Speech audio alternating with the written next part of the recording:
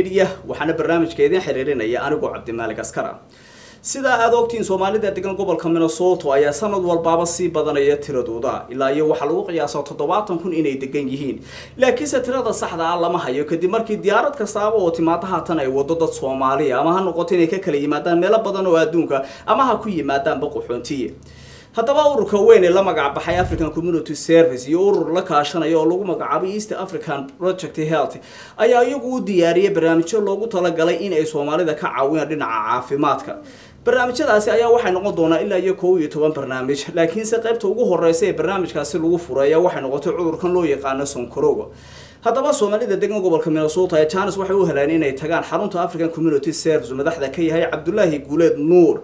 xaruntaasi ayaa lagu qabtay Soomaalida degan gobolka Minnesota waxa ka soo qayb galay ilaa iyo 38 qofood kadib markii ay dhageysanayeen cudurkan sonkorowga siyaabaha markaasi looga hortagi karo iyo sida markaasi ugu fiican ee loo daaweyn karo cudurkan Dr. Harare oo isagu in dhaweydba ka shaqeynayay gobolka Minnesota dhakhtarka weyn ee downtownka magaalada Minneapolis ku yaala ee loo yaqaano Hennepin County ayaa waxa uu isagu markaasi soo diyaariyay barnaamij ku saabsan cudurkan Dr. Harare intuusan uu hadalka bilaabinaya waxa hadalka furay gudoomiyaha African Community Service Cabdullaahi Guuleed Nuur ereyadiisina waxa kamid ahaa sida tan dadka ka soo qayb galay xafladan aad iyo aad baa u mahadsantihiin xafladan waxay ku saabsan tahay in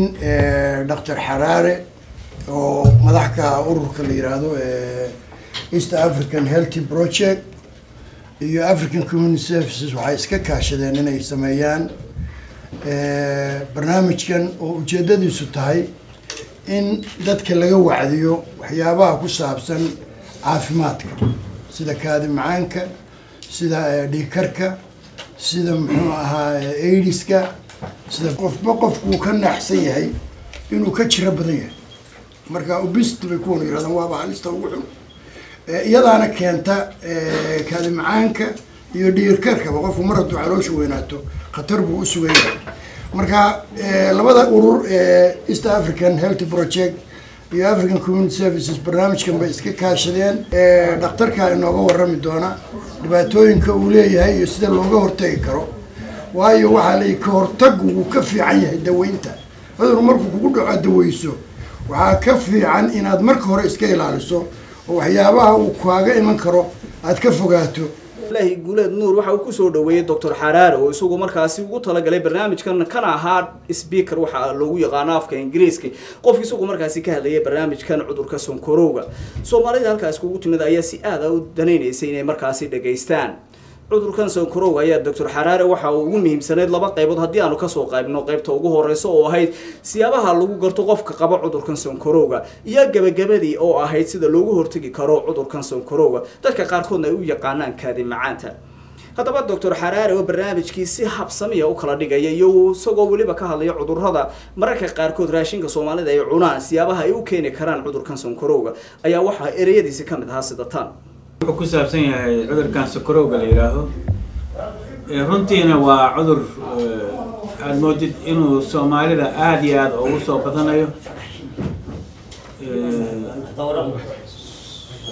waxaana moodaa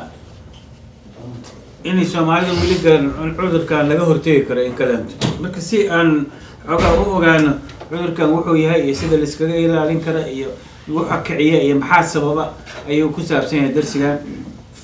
halkan waad u jeedaan waxa musawir ah qofka bini aadanka jirkiisa waxa ku jira caloosha iyo beerka iyo xidmaha waa ku jirkeena sidoo u dhisan yahay qofka bini aadanka halkan waad u jeedaa qofka dhuunta markay wax cuntid maxaan oo la keenay mid waxa weeye inaad horta fikrad ka qaadataan si adiga bal waad ka socotaa jirkaada sidoo u dhisan yahay inaad ogaato tan labaad cudurkan maxaa keena maxaa u sabab ah wax jirka kamid ah miyaa u sabab ah inaad ogaatid iyo cunada aan cunno iyo cudurkan maxay xiriir leeyihiin cunada cunana maxay tahay dhismaha jirka kan waxa waaye beerka waaye bini aadanka qofkan waa kugu soo jeeda ka qiyaas qaata marka dhinacaan marka waxay noqonaysaa midigta kan waa beerka bini aadanka kana waa caloosha qofka sidoo subsan yahay waxaan halkan ku jira waa xameetida waxa la yiraahdo calooshan hoosteeda waxaa ku jira waxaan inta ka muuqda halkaasna ka muuqda qanjirkan Soomaalida waa taqaanaa magac bay u leedahay waxay yiraahdaan ganac laakiin ma cunaan Soomaalida cunada markay xoolaha waxaas qalaan waa ka gooyaan waa ka tuuraan ma fahamtid mar ganac baa la yiraahdaa kabacdi waxa kan isku laaban oo dhan xiidmaha bini'aadanka waaye ilaa ay meesha saxarada ka baxda halkaan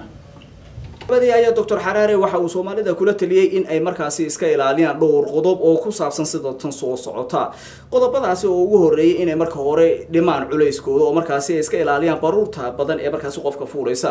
qodobka labaadna waxa uu yiri waa in Soomaalidu sameeyaan jimicsigaas oo ka caawin doona buu yiri inay gubaan sonkorta jirkooda ku jirta qodobka saddexaadna markaasi waxa uu ugu yeeray inay iska ilaaliyaan cunooyinka ay cunayaan qaarka dufan kale iyo markaasi qaarka iyagu ku badan waxyaalaha qofku markaasi u keeni kara inuu culays fuulo haddaba barnaamijkaas sonkorowga idin soo diyaariyeen African Community Service iyo East African Health Project iyo waliba shirkadda lagu magacaabo Steps Up Health oo iyadana ku taala magaalada Minneapolis iyo Somali Media oo iyagu halkaasi goob joog u ahaa waxaan u leenahay barnaamijyada kale haddii Allah wada loo ogolaado waanu idin la socodsiin doonaa intaasna aan uga baxnay barnaamijkii cudurka sonkorowga ku saabsanaa